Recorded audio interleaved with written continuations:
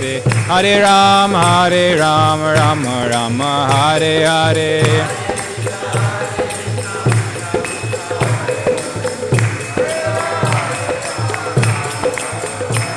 Hare Krishna,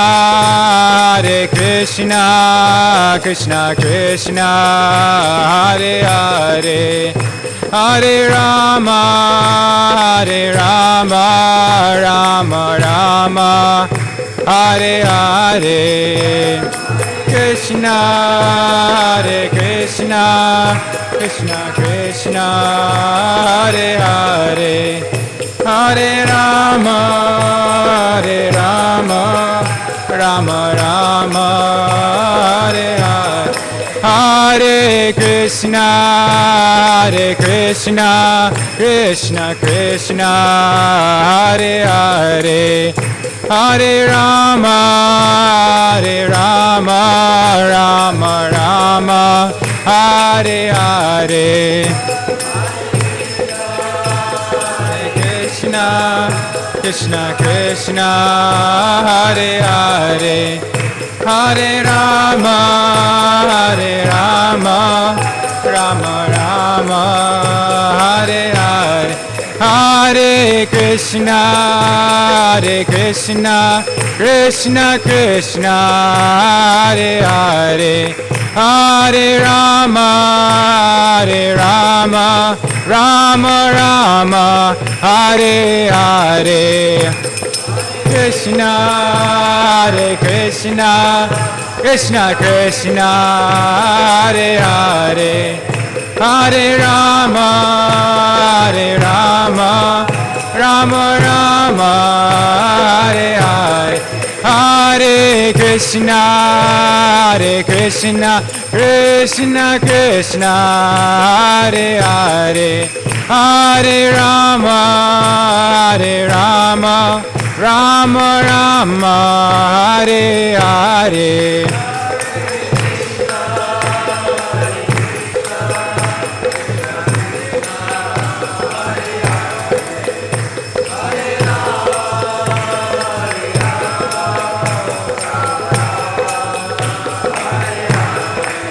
Jaya Prabhupada, Jaya Prabhupada, Jaya Prabhupada, Jaya Prabhupada.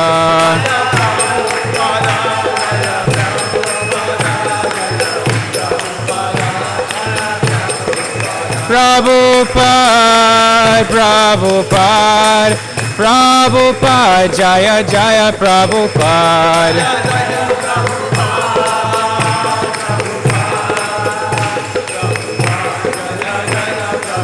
Nitai Gaura Haribo, Haribo, Haribo, Nitai Gaura Haribo.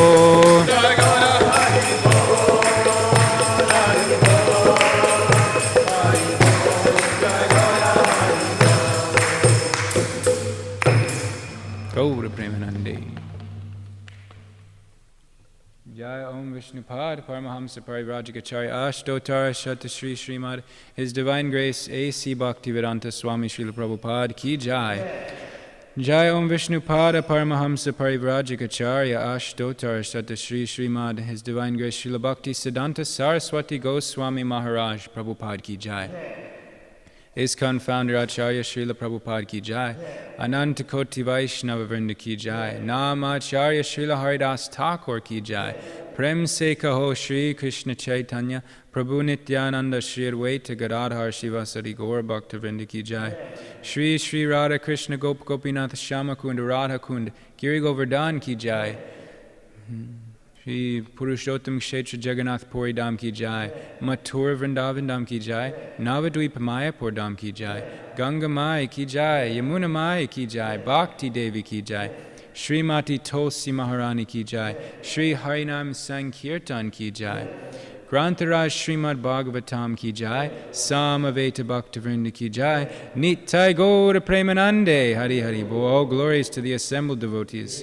All glories to the assembled devotees. All glories to the assembled devotees. All glories to the lotus feet of Sri Sri Guru and Sri Gauranga. All glories to Srila Prabhupada.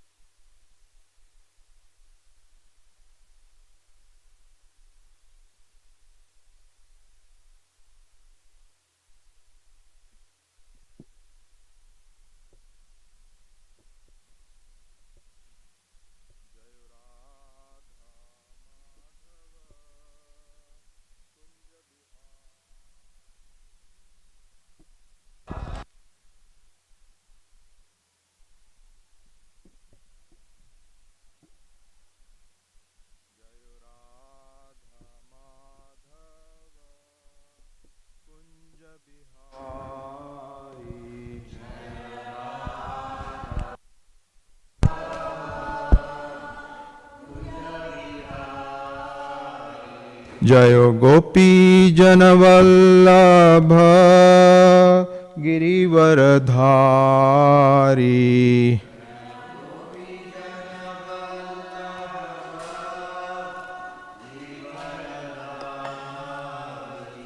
Jayo Gopi Janavallabha Girivaradhari.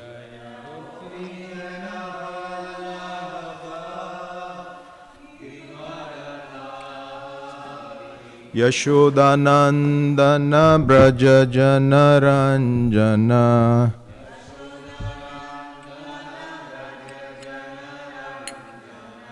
Yashodanandana Braja Janaranjana.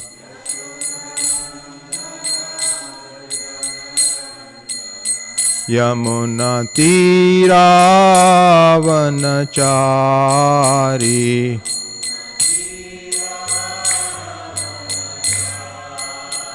Yamuna Tiravanachari.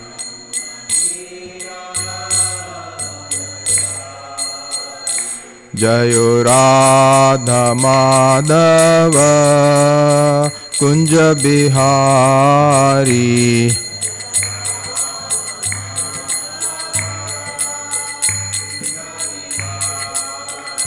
Jayo Radha Madhava Kunja Bihari.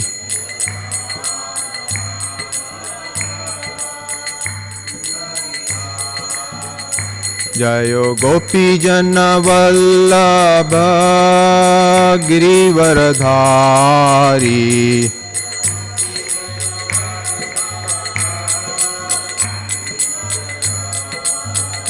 Jayo Gopi Janavallabha Girivaradhari.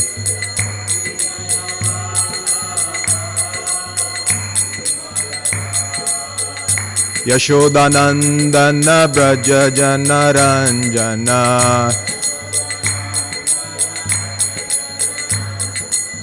Yashodanandana Braja Janaranjana.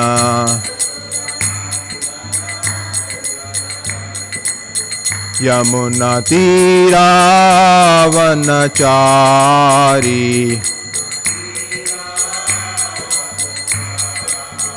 Yamuna Tiravanachari.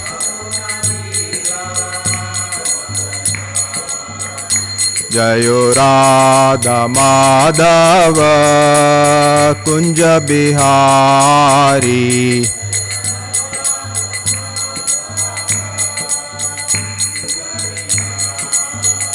Jayo Radha Madhava Kunja Bihari.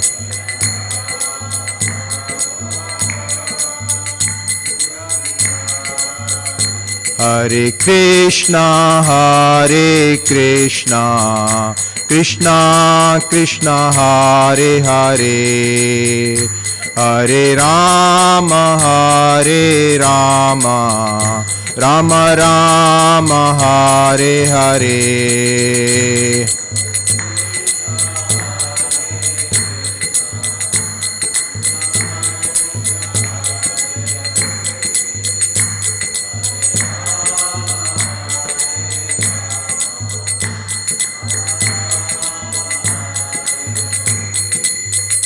Hare Krishna, Hare Krishna, Krishna Krishna, Hare Hare, Hare Rama, Hare Rama, Rama Rama, Hare Hare.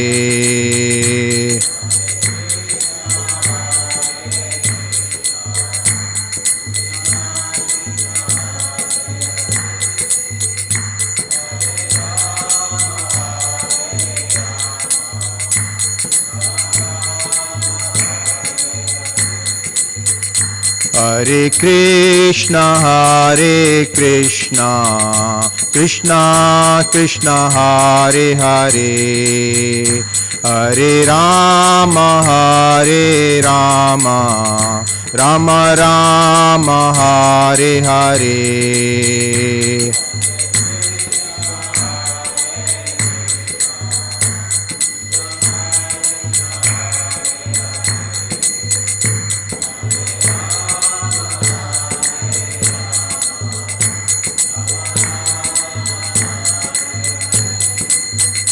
Hare Krishna, Krishna Krishna Hare Hare, Hare Rama, Rama Rama Hare Hare.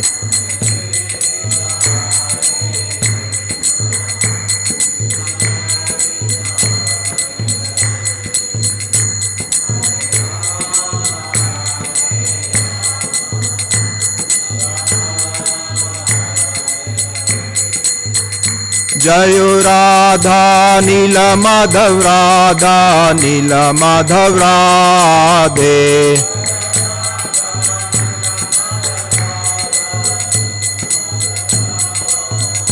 Jayo Radha Giridhari Radha Giridhari Radhe,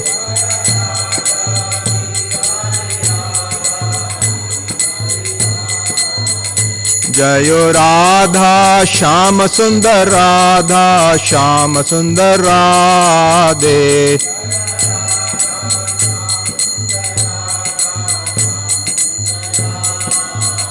Jayo Radha Gopinath Radha Gopinath Radhe,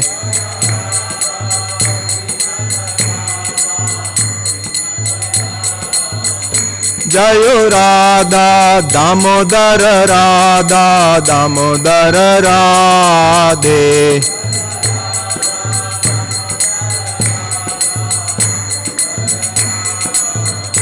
Jayo Radha Govinda Radha Govinda Radhe,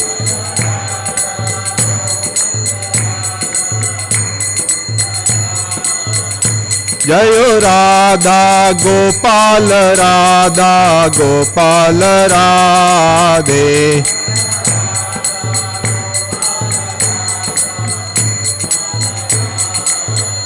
Nittai Gaur Hari Bol Hari Bol Hari Bol, Nittai Gaur Hari Bol.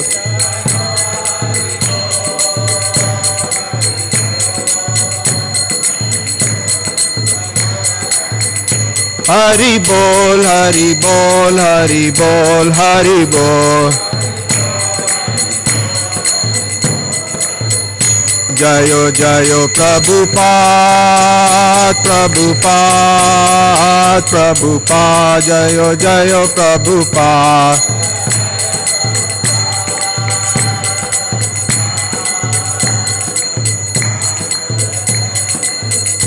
Jayo Jayo Gurudev, Gurudev, Gurudev, Jayo Jayo Gurudev.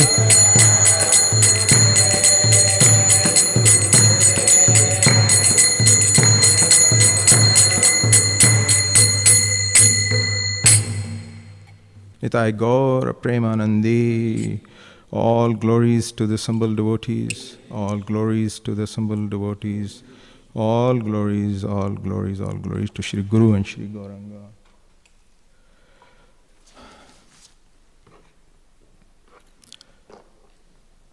Thank you very much for taking time out and attending the early morning program and this Bhagavatam class.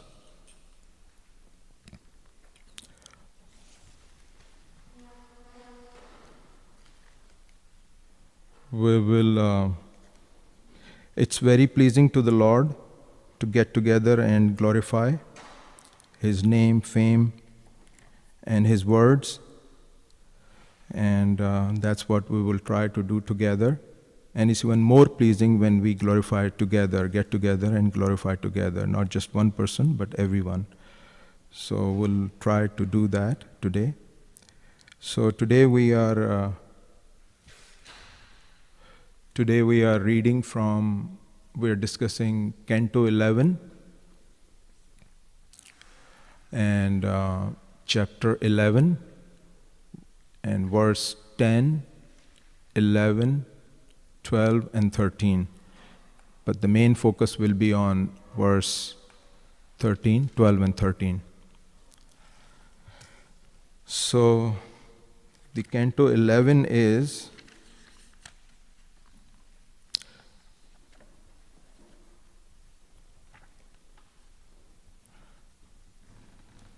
Om Namo Bhagavate Vasudevaya.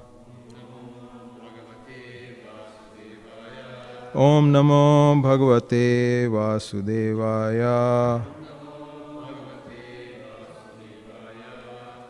Om Namo Bhagavate Vasudevaya. Narayanam Namaskritya Naram Chaiva Narotamam Bhagavati Uttama Shloke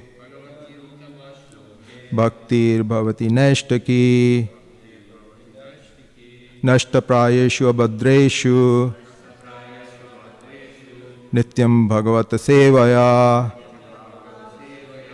Bhagavati Uttama Shloke Bhaktir Bhavati Nashtaki.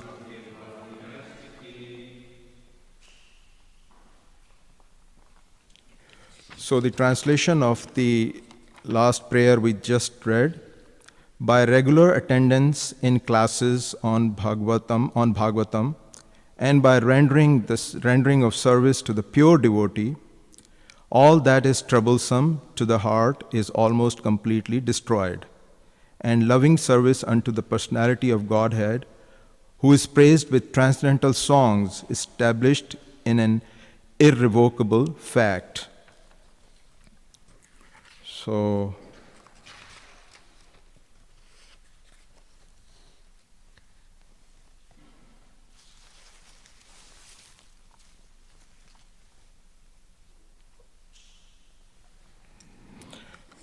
verse 10 is it on the, okay, it's 10? Okay, can we go to the translation?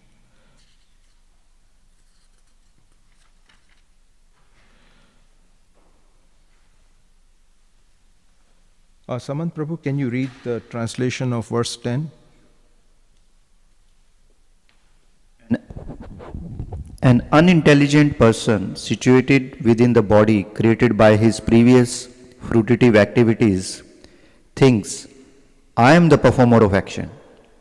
Bewildered by false ego, such a foolish person is therefore bound up by fruitive activities, which are in fact carried out by the modes of material nature.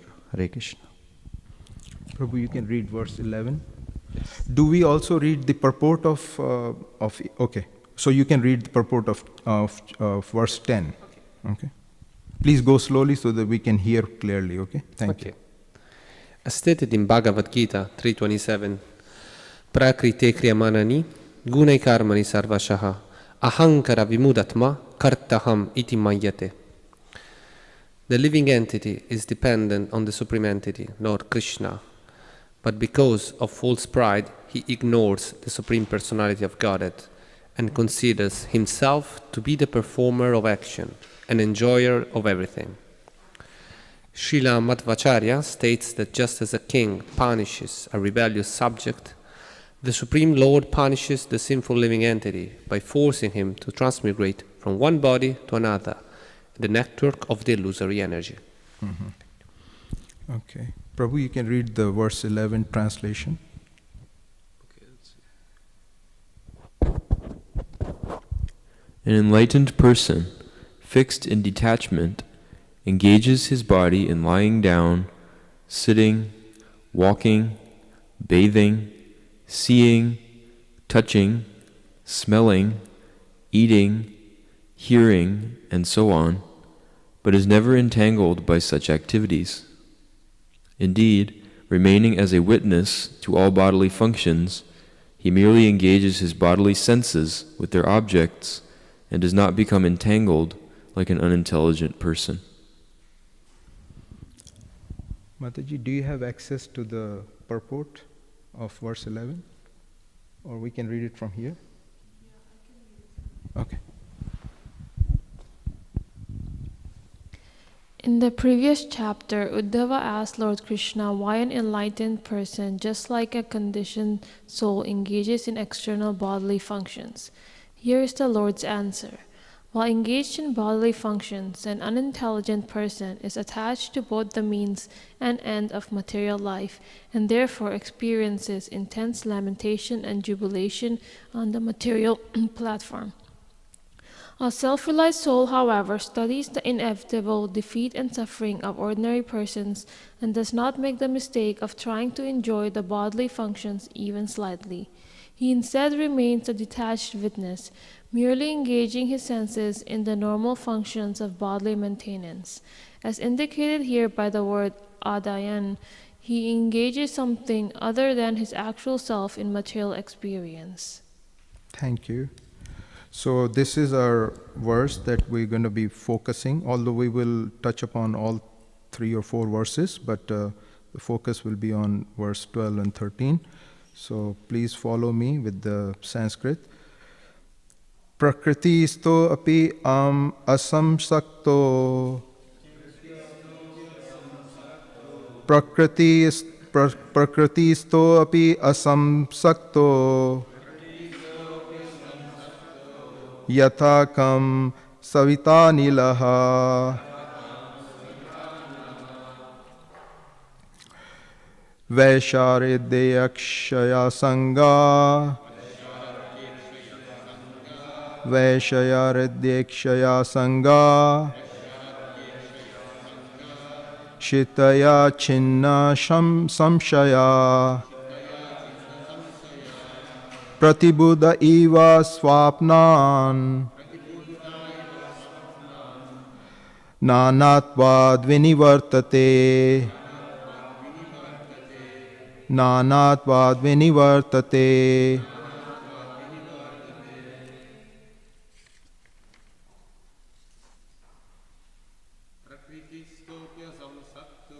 Prakritisto api samsakto Yathakam savita nilaha Vaisharadikshaya sangha Shitaya chinna samshaya Pratibuddha iva swapnan Nanatvad vinivartate Prakritisto api asamsakto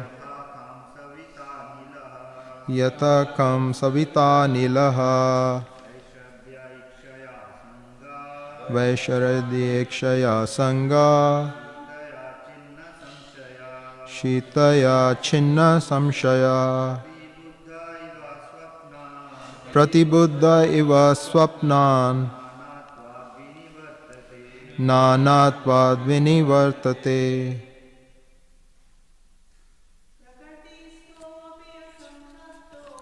Prakritisto api asamsakto Yathakam savita nilaha Vaisharidiyekshaya sangha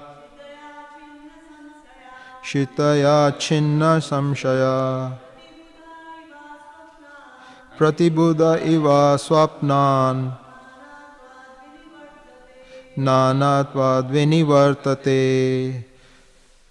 Prakriti in the material world, staha situated, api even though, asamsaktaha completely detached from sense gratification, yatha just as, kham the sky, savita the sun, anilaha the wind, Vaisharadaya, by most expert, Ikshaya, vision, Asanga, through detachment, Shitaya, sharpened, Chinna, cut to pieces, Samshaya, doubts, Pratibuddha, awakened, Iva, like, Swapnat, from a dream, Nanatvat, from the duality of variety of material world, Vinivartate, one turns away or renounces. Prabhu, would you like to read the translation?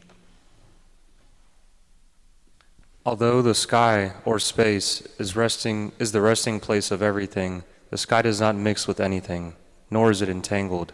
Similarly, the sun is not at all attached to the water in which it is reflected.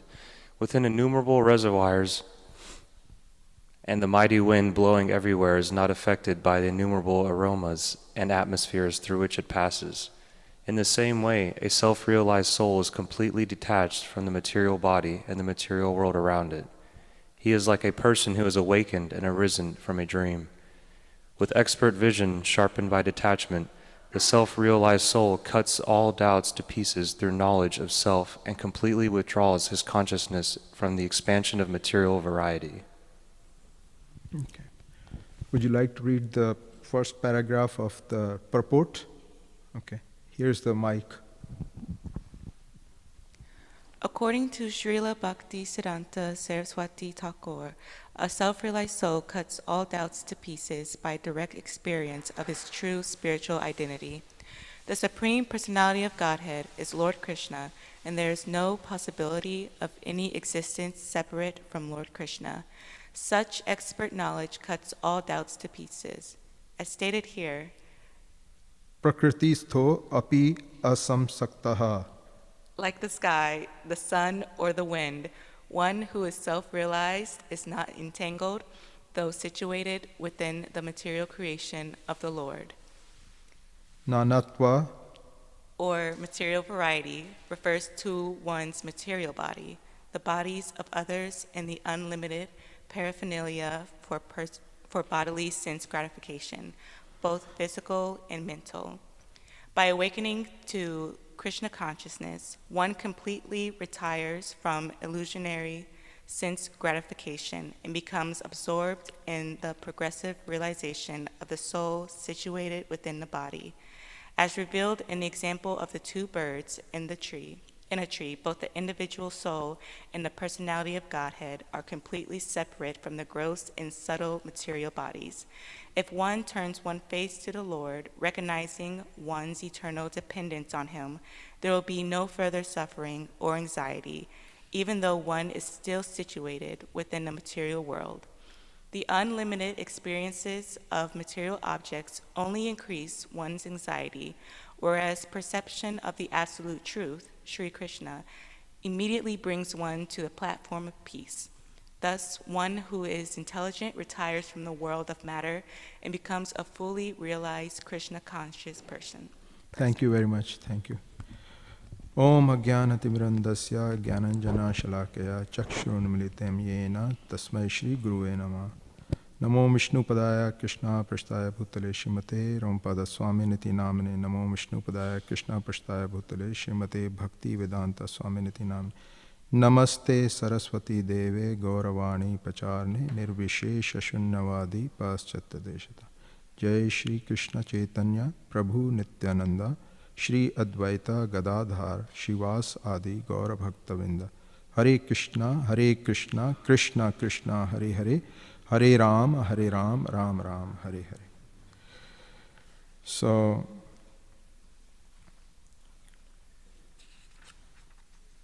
let me read the translation again to bring myself in line with what we are discussing today. So verse 10 is, an unintelligent person situated within the body created by his previous fruitive activities. I am the performer of action. Bewildered by false ego, such a foolish person is therefore bound up by fruitive activities, which are in fact carried out by modes of nature. And this is evident from also Bhagavad Gita, verse 327. Very nice verse. Prakrate kriyamanani gunhe karmani sarvasyaha ahankar vimudatma. Ahankar vimudatma means one who is in the who's gripped by for ahankar or false ego,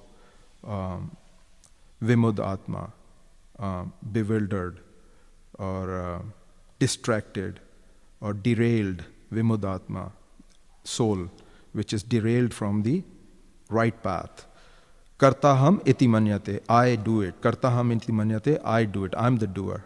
This is how a person who is in the who's lacking knowledge of the true self, who's lacking knowledge of the true self. That's how he thinks. That's how I used to think. That's how we pretty much all of us used to think, that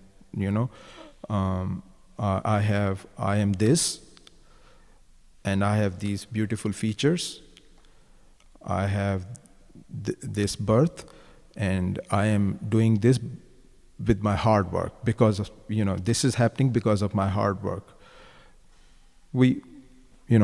I used to think like that. Most of us maybe were also thinking like that. So hard work, this is because of the hard work. I'm doing this hard work, and because of that, these things are happening. The results are coming by, or the results are happening. This is so Lord says vimudatma, the distracted soul, or atma means soul, vimudatma means distracted or derailed or covered or ignorant, less intelligent, whatever you want to call it. Ahankar means false ego. Kartaham iti manyate. So this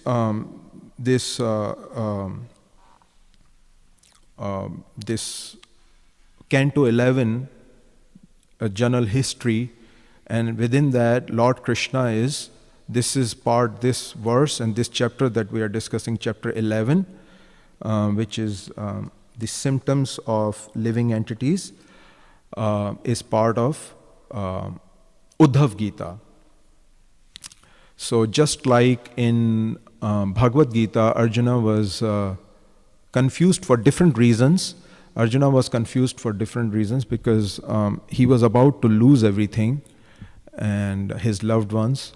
So he was very confused, and Lord Krishna spoke and enlightened him, gave him the knowledge of the soul, true knowledge. And similarly, Uddhav, who is also another cousin of Krishna, and also his dear friend and his dear devotee, and also his counsel. Uddhav ji is also a counselor to Krishna. He's a disciple of Brahaspati, who's the spiritual master of all the devatas or demigods, gods with small g. So Brahaspati is the spiritual master of all the demigods, and he's also the spiritual master of Uddhav ji. And in this conversation that's taking place between Lord Krishna and Uddhav ji, Lord Krishna is instructing Uddhav about the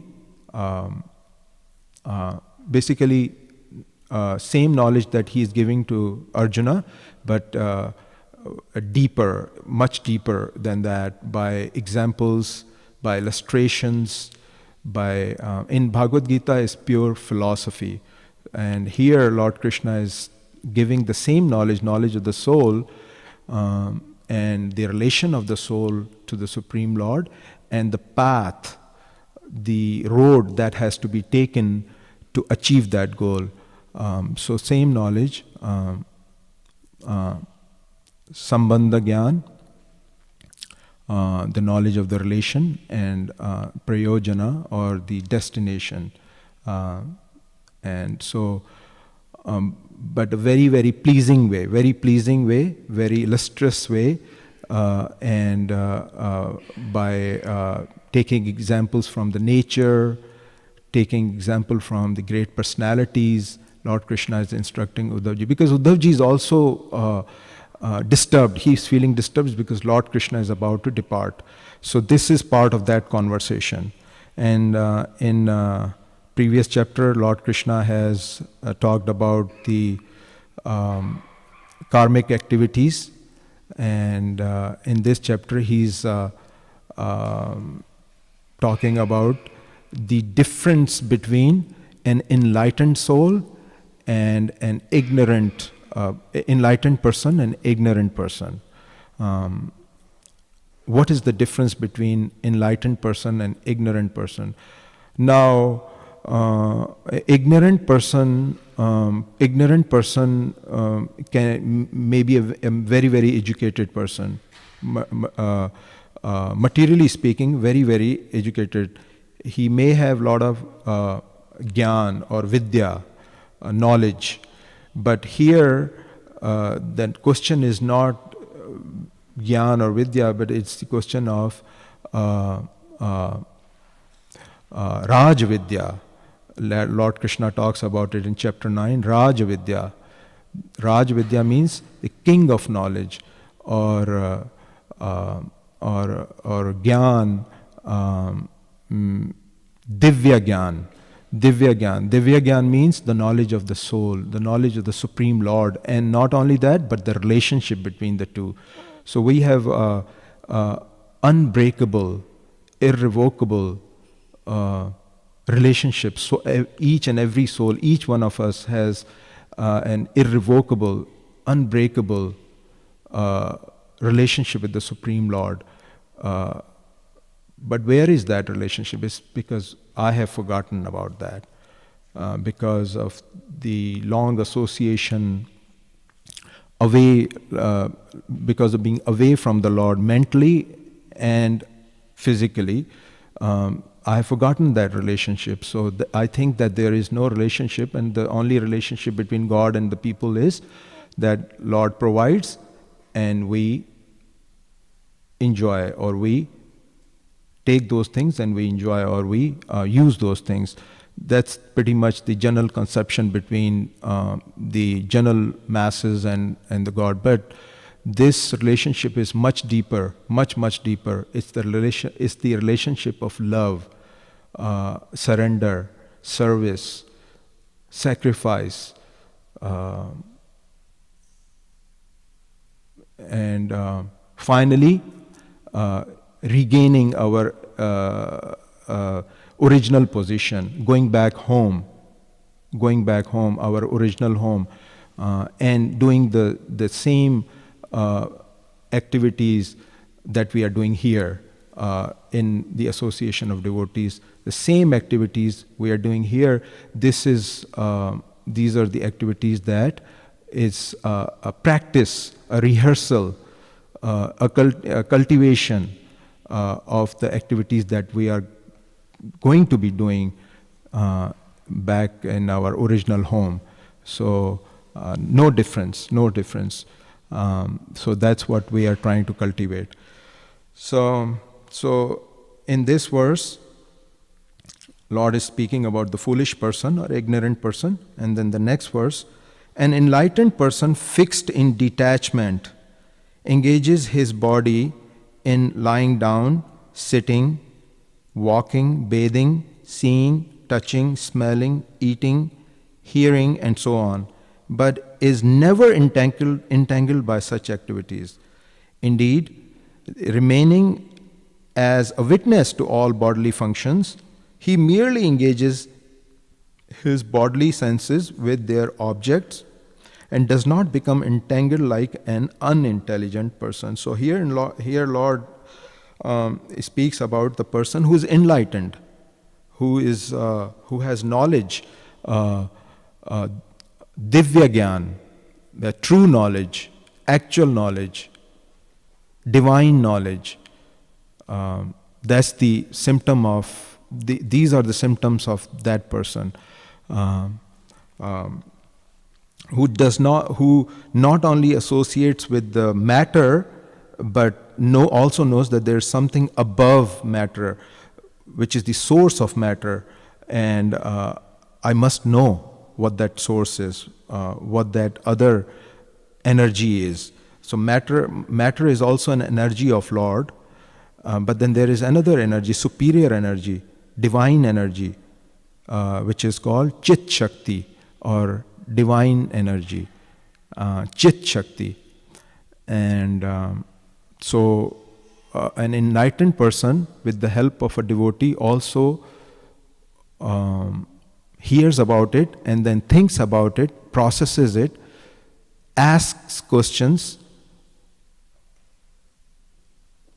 again and again, again and again, again and again, again and again, until the concept is clear. Again and again. Hears every day, hears Shravanam, hears every day, because what happens when we hear every day, when I was doing my mental work for this class, I was thinking we have this Bhagavatam class every day. Every day we have this Bhagavatam class. And most of those who are sitting here, they also sit here on this seat and speak. There are many devotees who are sitting here. They also, on different days, they also sit here on this seat and speak. So they are aware of the subject matter. They are aware of the subject matter. They are aware, and they are probably, some of you who are sitting here have much deeper realization, much deeper knowledge than I have. So why are we getting together every morning, online or in person, to speak about the subject matter? And then when we finish the whole Srimad Bhagavatam, 12 cantos, then we start again. So why do we do that? That's the question I had.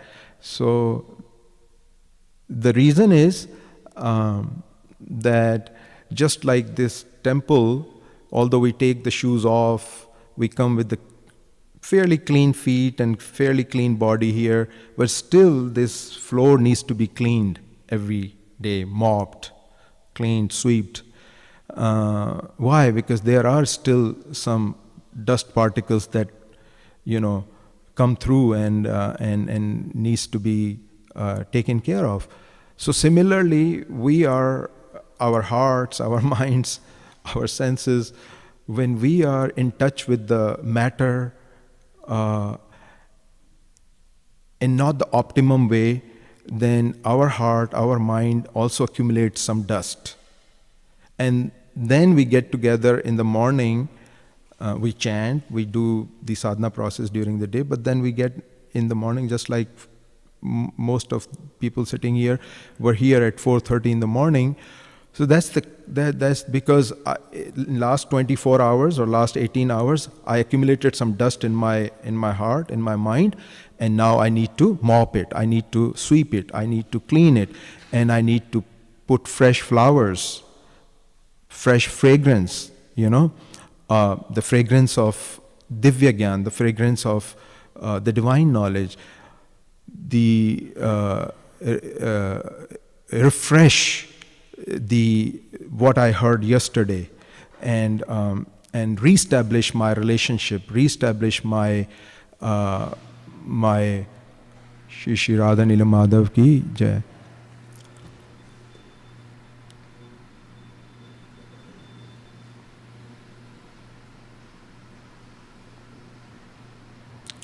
So reestablish that. So that's why we get together. And now the interesting part is those who are hearing this Krishna Katha right now, they also know about it.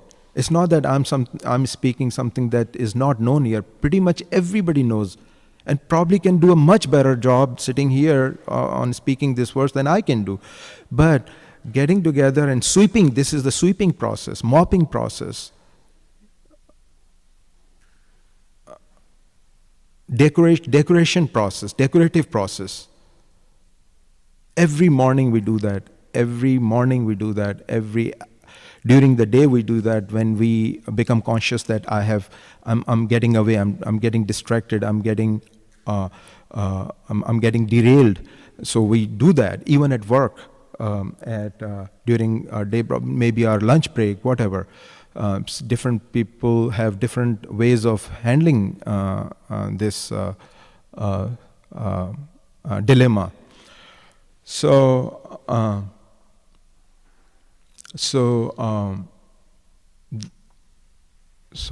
it's a very nice process that those who hear are also the speakers. Then they share their realizations, their depth, and enlighten us, and that's how we benefit. So it's like holding each other's hands and walking on the path, walking on the path back home, back to original home, holding. And so someone feels weaker or distracted, then the other person is holding the hand, lifts that person up and continue, So wonderful process. And then we have our private time with the Lord, that when we chant, just like 5:15 to 7 o'clock, 5:15 to 7 o'clock, we chant. That's our private conversation, private moments with the Lord. Private, that's, and then although we are together, but that's also in a way, private and collective. So very nice process. Then we sing together, then we discuss together, then we hear together. So very, very powerful process. So enlightened soul, Lord Krishna is speaking about the symptoms of the enlightened soul. So although, how do we become entangled? An ignorant soul or a person in darkness, how does that person become entangled or distracted? By the use of our mind and senses. The senses. So I have these 5 senses, 10 senses, 5 knowledge gathering senses and 5 working senses, and then I have mind. So how do I interact with the world? I have option how I use my hands. I have option how I use my tongue. So Lord Krishna is saying in this verse that an enlightened person fixed in detachment engages his body in lying down, means resting, sitting, walking, bathing, seeing, touching, smelling, eating, hearing, and so on, but is never entangled by such activities. Why? How? The question is why and how. Using the same senses, interaction with the objects of the senses, but not entangled. How? Or detached. How? Anybody?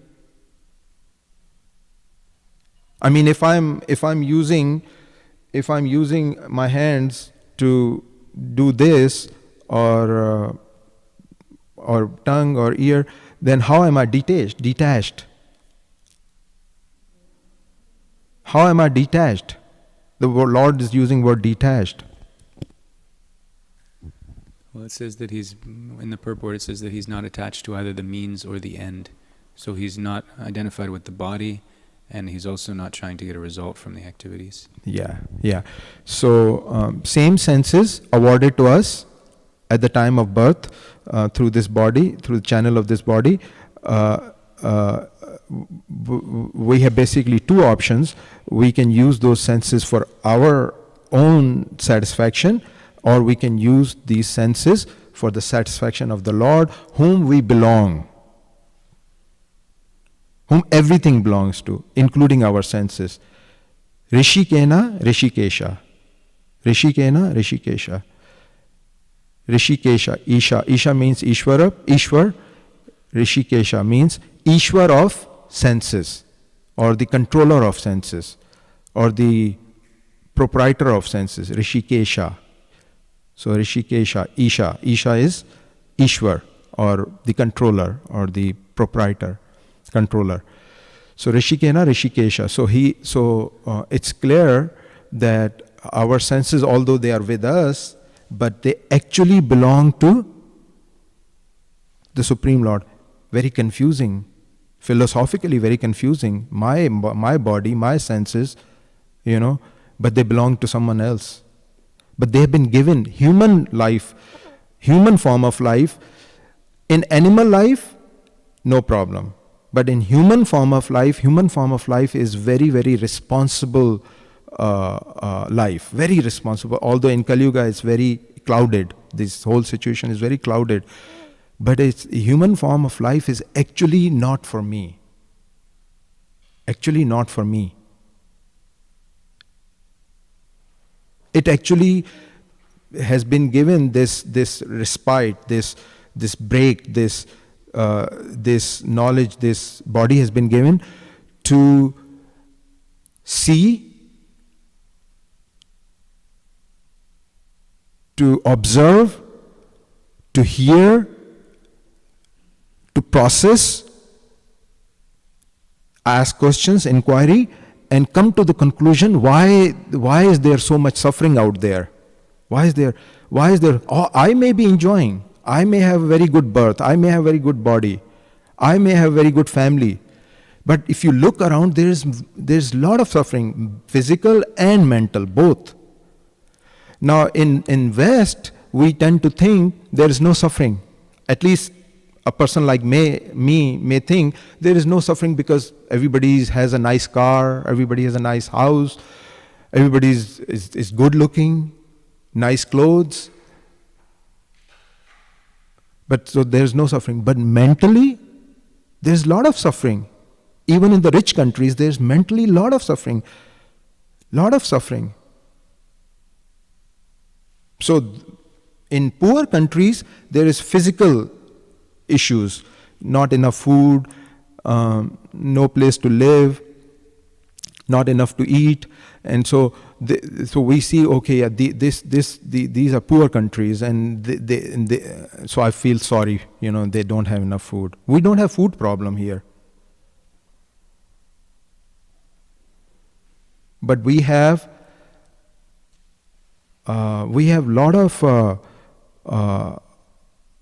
lot of detoxification needs to happen, mental detoxification. So a lot of wrong things are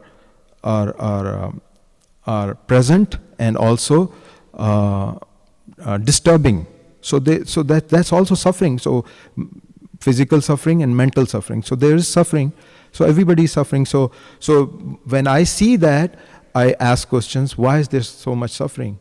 So then I see. Then I need to ask question. Why is there so much suffering, and then how to avoid that, how to get out of this situation, and how to help others get out of this situation. How to help others get, not just me, my family, my children, but others also. Okay? So Lord Krishna is saying that although an enlightened soul uses all these senses, but it doesn't become entangled, it's because his purpose is not to give pleasure to himself, but the purpose to give pleasure to the Supreme Lord, who is the true Father, who is the original Father, who is the original spiritual Adi Guru, who is the Parampita, or the original Father. So to give pleasure to him. And by giving him pleasure, it's not that I'm deprived of the happiness or the pleasure. It's not that this rule also applies in the material world. When I do something for you, it's not that it pleases you, but by reciprocation, it also pleases me. Try it. Try it. I've done it many times. I mean, you all have done it. Sometimes we have a plate of prasadam. We have a plate of prasadam. And so what happens that as we are walking out, there is some devotee or devotees walking in, and there is no prasadam left in the pot. Okay? And you see that person came late and he is no. You give your plate to that person and see how much pleasure you get by just giving that plate of prasadam to that person. You will know. immediately you will know. Immediately you will know. So now expand it. Now expand it, magnify it, and you're doing it. Lord doesn't need anything, but you know, you're offering your love, your heart, and senses. So then, do you think Lord's going to sit quiet and not reciprocate?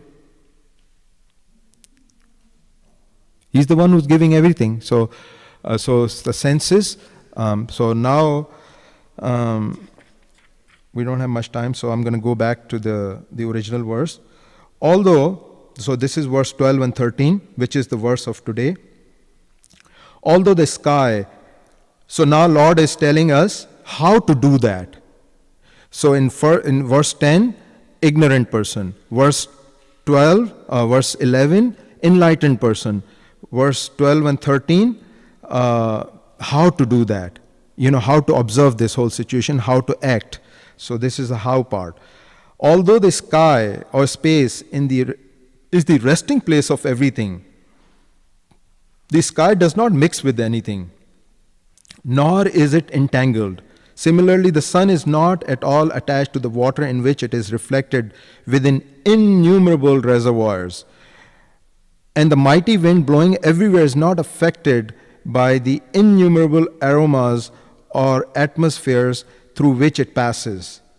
In this way, a self-realized soul is completely detached from the material body and the material world around it. He is like a person who has awakened and arisen from a dream. With expert vision sharpened by detachment, the self-realized soul cuts all doubts to pieces through knowledge of the self, and completely withdraws his consciousness from the expansion of material variety, nanatvat, material variety, nanatvat. So Lord says, sky holds, everything rests in sky. Sun is reflected in many, many bodies of water. But yet, sun doesn't belong to those bodies of water. Sky doesn't mix with them. And also the wind, of course, wind blows everywhere, good and bad places, but wind doesn't mix with them. So Lord is giving us a hint, helping us, or Uddhavji, and through Uddhavji, us, that Uddhavji doesn't need this knowledge. He's enlightened. He's the counsel to the Lord, but he's asking these questions on our behalf. So he's just like Arjuna was. Arjuna actually doesn't need knowledge, but he's acting on our behalf. He's asking questions on our behalf. Similarly, Uddhavji is also asking these questions on our behalf, so that we get enlightened. So once I heard His Holiness Tamal Krishna Goswami Maharaj say in one of his lectures that very nice statement that we are in this world but not of this world. We are in this world but not of this world. Okay? We have some elements of this world, this body, 5 elements or 8 elements we have of this, but we don't belong here, not of this world, because the actual self, soul, belongs somewhere else. So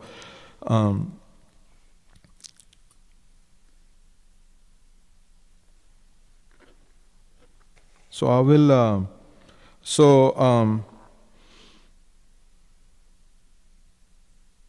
so when we in our family life, in our brahmachari life, or in our any form of life, when we renounce life or family life, that we should make it a point to be first aware, and then cultivate, and then establish and maintain that principle that I don't belong here, and then if I don't belong, who am I? Who am I? Who am I? And then how long am I going to be here? When we come crying. When we leave crying. And in between there are many challenges. At every stage there are challenges. So then that helps us that this is not the place of fun. This is not the place of fun. This is not the Disney World, you know. So there are challenges. There are struggles. Everyone is struggling. Everyone is struggling. Even super rich are struggling to maintain, to grow their wealth. They're struggling. They're working very hard. They're working very, very hard. Very hard. Very hard. Elon Musk, he works very hard. Very, very hard. So they are also working very hard. So this is the place of struggle. I have some references from Bhagavad Gita or some other. I would like to share those.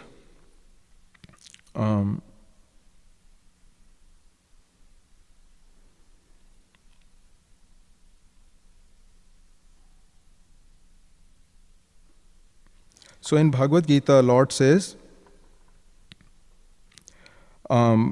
chapter 2, verse 69, what is night for all beings is the time of awakening for the self-controlled. And the time of awakening for all beings is the night for the introspective sage. Same thing in different words. Same thing in different words. And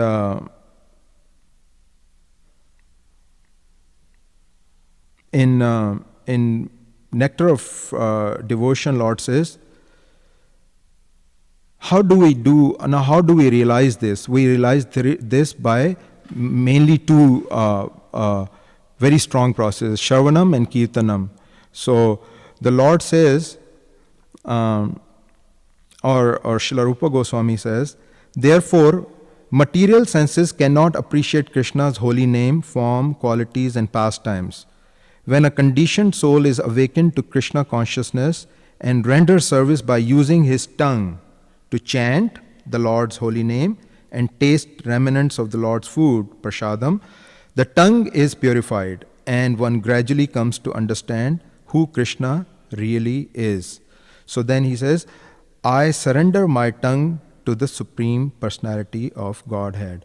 That means, sevano mukhe hi jivado. Sevano mukhe hi jivado means that I use my tongue to do seva to the Lord. I use my tongue, jivado, to serve the Lord. To serve the Lord. And similarly, ears and other senses. And so actually the process is very easy. Process is very easy. And Prabhupada has made it very, very easy.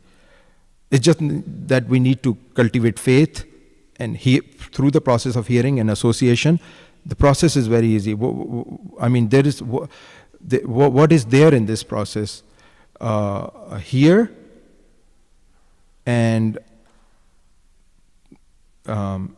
chant and take prasadam. If we just do these two things, Shravanam and Kirtanam, hear without fail, if we hear and chant and take prasadam, the rest of the things, deity worship, serving devotees, serving public in general, everything will happen automatically. Everything will happen automatically just by doing these two things. Under the instruction of Guru, under the instruction of spiritual master, with this qualifier.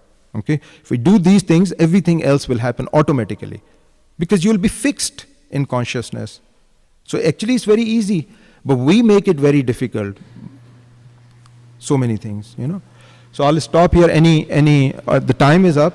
Any question or comment? Maybe we can, Shri Shri Radha Nil Madhav ki jai. Any questions, any comments? Yes. 30-second one. Somewhere it is also mentioned that just like a lotus, it remains in the mud. Yes. But not touched by the mud. Yes. Yeah, very nice example. Yeah, Thank that you. example, I was there, Yeah, lotus grows out of dirty water, stays in dirty water, but remains above the dirty water. Okay. So, very nice example. So, our life should be modeled after the lotus. You know, we come out of this material world, stay in this material world, but yet we stay clean, or we stay clear of the ill effects of this. Any other question? Any comments? Was it boring? Class was boring? No? No, the reason I want it to be interactive and full of sweetness and pleasure, you know, sweet pleasure. So, didn't want to make it boring. Also, in the Gita gives a reference of the turtle withdrawing the limbs. Yes. It doesn't say, but to me personally, I think the turtle is more safe with them withdrawn, like safer in Krishna consciousness with its senses in. Yeah. Is that a comment or a question? Comment. Yeah. It's safe, also protected and stuff, but still need. Yes. Being in that state, like if you, because you know there's so much that goes on in the world, and if you have people who come up to you in like a very agitated state, but you're also trying to work on not being like that, like just staying in the state that they refer to, like the liberated state of mind, how would you go about with interacting without being like emotionally uninvolved, if you understand what I'm saying? Yeah, I understand. Physically you can be detached, but how do you detach emotionally, intellectually, sentimentally? Yeah. You know, I understand. That's your question. Yeah. Physically I may be away from the objects of senses, but emotionally and intellectually and mentally, how is it possible? That's your question? Yes. Okay. So in the beginning it's going to be a struggle. In the beginning it's a struggle, but by practice, Lord says, by jnana and vairagya. In Bhagavad Gita, Lord says jnana means knowledge, and vairagya means application of that knowledge will make it possible. Practice, jnana and vairagya, and also Lord speaks in Bhagavad Gita, the word he uses, practice, but what is the Abhyas. So practice, okay? Practice. Yes, until we reach a certain stage, the emotional attachment, because subtle impurities take time. Physical, it's easy, it can happen immediately, but subtle or mental or intellectual or emotional, it takes time. So it's not going to be like immediately. It's not going to be immediately, but it will take some time. But if I'm fixed, everything takes time. Medical degree takes time. Engineering degree takes time. We have to go through all kind of thick and thin to get to those.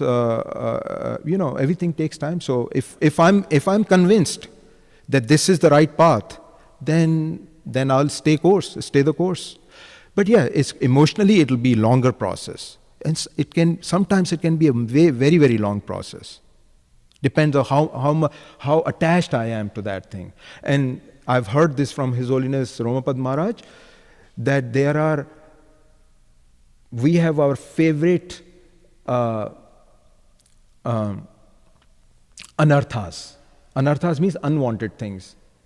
So those that are, not favorite things, we throw them away immediately, but we have some favorite anarthas. Favorite means I like to stay in touch with that, I like to favorite. They take long time. Okay, am I answering your question?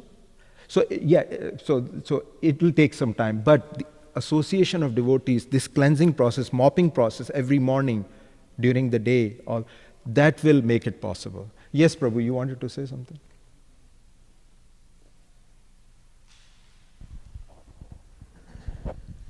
The question, it reminds me of similarly how Queen Kunti asked that she can see she's not the body, but how can she understand she's not the mind and intelligence, and how it was described that she, like you said, the cleansing process we should hear from liberated souls for a long time. And in our case, Srila Prabhupada's books by hearing every day.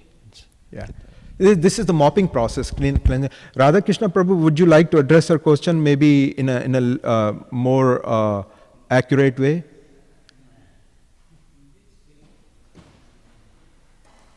Because it's a very good question, Prabhu. It's a very good question. It's a question that pertains to... I felt you answered pretty well. And mostly you have to use even your emotions in the service of Krishna as well. Yeah, right? If you cry, cry for Krishna. If you sing, sing for Krishna. So the whole idea is nirbandha Krishna sambandhe. By connecting everything with Krishna, you'll find eventually all your emotions are properly placed and accurately placed, you can say that. But as Prabhu was saying, association will allow you to train yourself to apply those emotions properly. Yeah. On your own, you can be subjected to your mind's demands. But with the association, the devotee will say, stop that, do this. And then you are put in the proper perspective and better understanding. Hare Krishna.